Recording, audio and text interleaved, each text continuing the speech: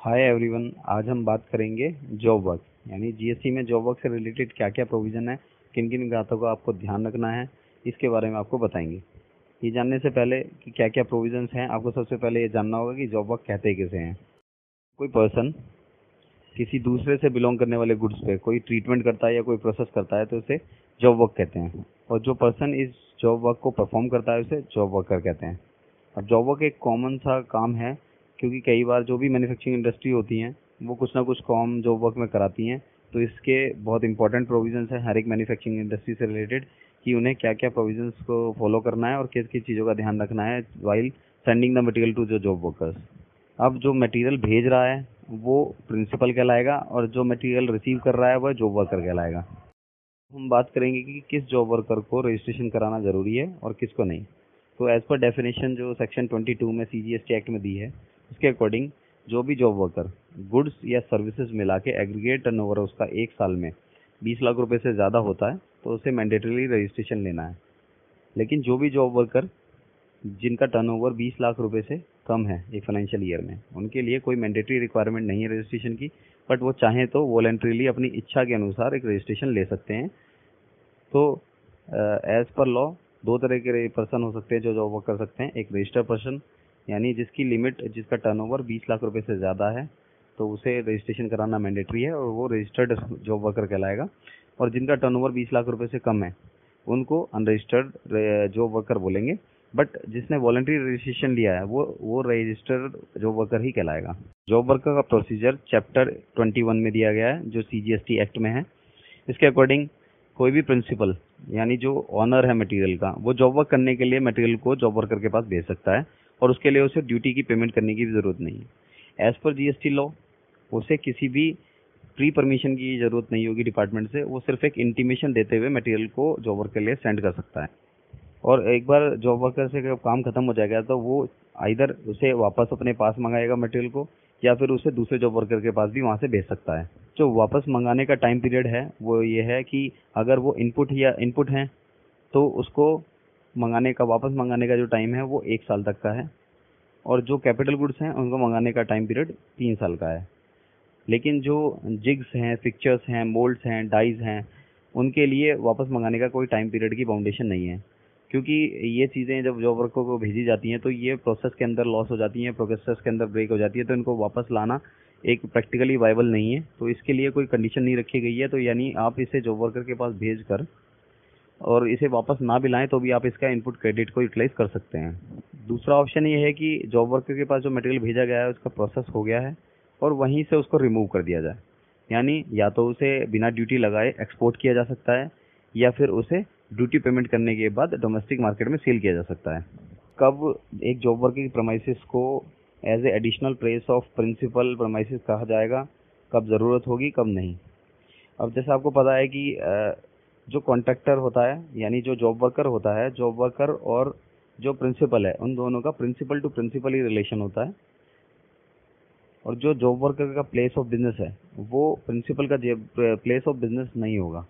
सो आपको कोई ज़रूरत नहीं है एक रजिस्टर्ड जॉब वर्कर जो है उसके प्लेस ऑफ बिजनेस को as a additional place of business दिखाने की। अब अगर प्रिंसिपल जो है वो अपने जॉब वर्कर के प्लेस से ही मटेरियल को या इनपुट को या फिर कैपिटल गुड्स को वहाँ से रिमूव करना चाहता है directly premises of job worker, तो और अगर जॉब वर्कर रजिस्टर्ड नहीं है तो इस केस में जो प्रिंसिपल है वो तभी मटेरियल को रिमूव कर पाएगा जब उसने अपने जॉब वर्कर को as a additional place of business दिखाया हो जीएसटी रजिस्ट्रेशन में।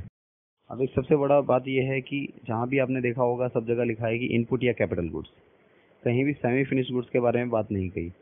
तो सेमी फिनिश गुड्स का क्या करेंगे, तो जीएसटी डिपार्टमेंट ने एक जो लॉ में एक्सप्लेनेशन को इंसर्ट किया, इन्होंने कहा कि जो सेमी फिनिश गुड्स हैं वो भी इनपुट की तरह ही काउंट होंगे, यानी अगर आप सेमी फिनिश गुड्स को भी रिमूव करते हैं या जॉब वर्कर के पास भेजते हैं तो उस पर सेम प्रोविजन लगेंगे जैसे आप इनपुट के लिए लगाएंगे। अब किसी गुड्स को आइटम इनपुट को या कैपिटल गुड्स को जॉब वर्कर के प्रेमाइसिस से ही रिमूव करना है तो उसके लिए क्या स्पेसिफिक प्रोविजन है उसके बारे में बात करते हैं। अगर जॉब वर्कर रजिस्टर्ड नहीं है तो इस केस में जॉब वर्कर के प्लेस से मटेरियल को रिमूव करना है, इनपुट को या कैपिटल गुड्स को अगर डायरेक्टली रिमूव करना है तो उसको ऐसा करने के लिए सबसे पहले प्रिंसिपल को उसके जॉब वर्कर के प्लेस को अपना एडिशनल प्लेस डिक्लेयर करना होगा, उससे पहले वो उसको ट्रांसफ़र नहीं कर पाएगा। लेकिन जहाँ जॉब वर्कर रजिस्टर्ड है तो वहाँ पर प्रिंसिपल जो है वो जॉब वर्कर की प्रेमाइसेस से मटेरियल को डायरेक्टली अपने कस्टमर को भेज सकता है, और इसके लिए उसे अपने जॉब वर्कर के प्लेस को अपने रजिस्ट्रेशन में as a additional place of business दिखाने की ज़रूरत नहीं है। अब ये जो 1 साल की और 3 साल की जो कंडीशन इसमें लगाई गई है वो इसलिए है कि 3 साल के अंदर अंदर अगर गुड्स या 1 साल के अंदर अंदर इनपुट वापस रिसीव नहीं होता है तो इसे मटेरियल को एज ए सप्लाई मान लिया जाएगा, यानी प्रिंसिपल से जॉब वर्कर को मटेरियल सप्लाई मान लिया जाएगा। अब वो सप्लाई की डेट क्या होगी? वो सप्लाई की डेट होगी वो डेट जिस दिन प्रिंसिपल ने अपने जॉब वर्कर को ओरिजिनली माल सेंड किया था। जिस चालान पे मटेरियल को सेंड किया गया था वो चालान ही एज ए इनवॉइस मान लिया जाएगा। पहले जो ड्राफ्ट इनवॉइस रूल आए थे उसमें डिलीवरी चालान में टैक्स का अमाउंट, टैक्स का रेट डिक्लेयर करना मैंडेटरी नहीं था, बट जो फाइनल लॉ आया उसमें जो टैक्स का रेट है, टैक्स की अमाउंट है वो डिक्लेयर करना मैंडेटरी कर दिया। तो इस केस में अगर वापस मटेरियल जो है विद इन टाइम नहीं आता है तो उसके चालान को ही उसका इनवॉइस मान लिया जाएगा। यानी जिस डेट पे प्रिंसिपल ने जॉब वर्कर को मटेरियल सेंड किया था जॉब वर्क के लिए, वो डेट ही उसकी सप्लाई की डेट हो जाएगी।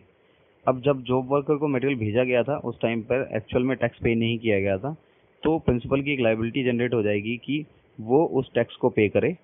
क्योंकि उसने एलिजिबिलिटी की जो कंडीशंस हैं वो पूरी नहीं की हैं, और उसके साथ साथ उसके ऊपर इंटरेस्ट भी चार्ज होगा, क्योंकि एक्चुअल में उसे उस डेट पे पेमेंट करना था जिस डेट पे मटेरियल सप्लाई किया था, और उसने एक्चुअल में अब पे किया है, तो जिस डेट तक का जो गैप है उसके ऊपर इंटरेस्ट चार्ज होगा। लेकिन इसमें ये प्रोविज़न है कि अगर ऐसी कंडीशन आती है तो उसमें जो प्रिंसिपल है वो टैक्स पे करेगा, लेकिन जो जॉब वर्कर है उसका जो टैक्स पे हुआ है उसका इनपुट लेने के लिए एलिजिबल होगा। लेकिन अगर जॉब वर्कर जो है अगर रजिस्टर्ड नहीं है तो वो इनपुट क्लेम नहीं कर पाएगा, और ऐसी कंडीशन में जो ये टैक्सेस का अमाउंट होगा वो एक तरह से लॉस का अमाउंट हो जाएगा। जो वेस्ट या स्क्रैप जनरेट हो रही है जॉब वर्क में, उसके लिए मैंडेटरी नहीं है कि उसे वापस प्रिंसिपल के प्लेस पे लाया जाए और उसके बाद बेचा जाए। तो यदि जॉब वर्कर रजिस्टर्ड है तो वो अपनी प्रेमाइसेस से अपने नाम से इसकी स्क्रैप को और उसके वेस्ट को सेल कर सकता है। अगर जॉब वर्कर रजिस्टर्ड नहीं है तो प्रिंसिपल डायरेक्टली जॉब वर्कर के प्लेस से अपने नाम में उसको सेल कर सकता है। तो फाइनली हम ये कह सकते हैं कि जो जॉब वर्कर है वो किस अमाउंट पे टैक्स देगा, वो अमाउंट होगा जो उसका सर्विस चार्ज होगा। अब job worker may be material भी लगा सकता है अपने पास से और सर्विस भी लगा सकता है। जैसे कि आप टेलर का एग्जांपल ले लो, अगर किसी टेलर को आप कपड़ा दे के आते हो पैंट या शर्ट सिलवाने के लिए, तो उस केस में टेलर एक तो सर्विस करता है कि जो उसने शर्ट या पैंट सिली है उसकी सर्विस होगी, और उसके साथ वो धागा यानी थ्रेड वो खुद अपना यूज़ करता है, यानी इस सर्विस को देने के लिए उसने कुछ मटेरियल यूज़ किया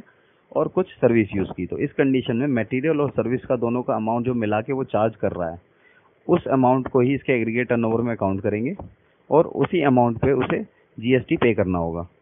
जो लेटेस्ट टैक्स इनवॉइस या क्रेडिट नोट, डेबिट नोट के रूल आए हैं उसमें जॉब वर्क के लिए जो मटेरियल ट्रांसपोर्ट करना है उसके लिए भी बताया गया है कि जॉब वर्क के लिए जो मटेरियल जाएगा वो डिलीवरी चालान के थ्रू जा सकता है, और उस डिलीवरी चालान को सीरियल नंबर होना होगा, उसमें उसका टाइम ऑफ रिमूवल होगा, और उसके जो मिनिमम रिक्वायरमेंट्स है उस लॉ में प्रोवाइड की गई हैं, यानी उसमें उसका HSN कोड भी होगा, उसमें उसकी क्वांटिटी होगी, रेट होगा, rate of amount of tax होगा, ये सारी चीज़ें उसके अंदर मेंशन करनी होंगी। और ये एक और चीज़ बात जो इम्पोर्टेंट है वो ये कि जब आप डिलीवरी चालान के थ्रू मटेरियल प्रिंसिपल से जॉब वर्कर के पास भेज रहे हैं तो उस टाइम पे उसका एक ई-वे बिल जो होगा वो जनरेट करना होगा। तो ये सारे प्रोविजन से रिलेटेड हैं जॉब वर्क के जो जीएसटी में दिए गए हैं। होप कि हमने सारी चीज़ें कवर की हैं और आपको समझ आई हैं। अगर आपके पास अभी भी कोई क्वेरी इससे रिलेटेड बचती है तो आप हमें सेंड कर सकते हैं अपनी क्वेरीज, जो ईमेल आईडी हमारी इस पीपीटी में दी गई है उस पर आप सेंड कर सकते हैं डायरेक्टली और हम उसका रिप्लाई करेंगे।